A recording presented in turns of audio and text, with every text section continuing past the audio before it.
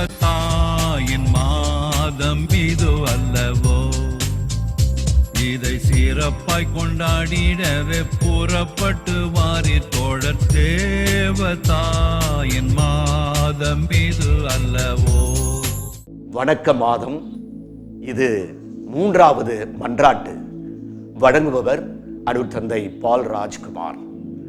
Holi virgin of virgins, கன்னியர்களுக்குள் உத்தம கன்னியே, கபிரியல் தூதர் கன்னிமரியாயிடம் வந்து, நீர் கருத்தரிக்க போகிறீர், கடவுளையே உமது கைக்குழந்தையாக கண்டுகளிக்கப் போகிறீர் என்றார்.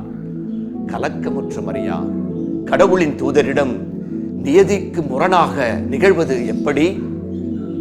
கணவனோடு உறவு கொண்டு கன்னிமை கழிந்தால்தானே கருத்தரிக்க முடியும். கணவனோடு சேர்ந்து வாழ காலம் நிறைய இருக்கிறதே என்றார்.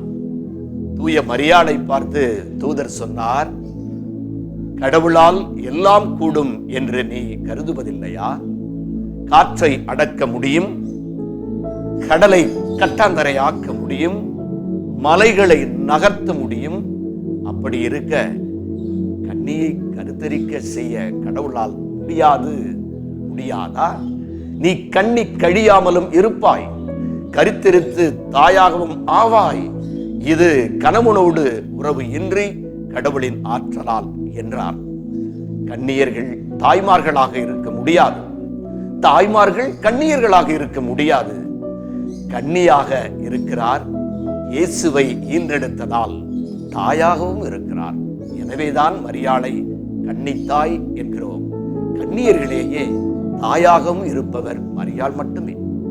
ஆகவேதான் மரியாளை பார்த்து, கன்னியர்களுக்குள் உத்தம கன்னிகையே, எங்களுக்காக வேண்டிக் கொள்ளும் என்று ஜெபிக்கிறோம். ஆமென். மரியே வாழ்க.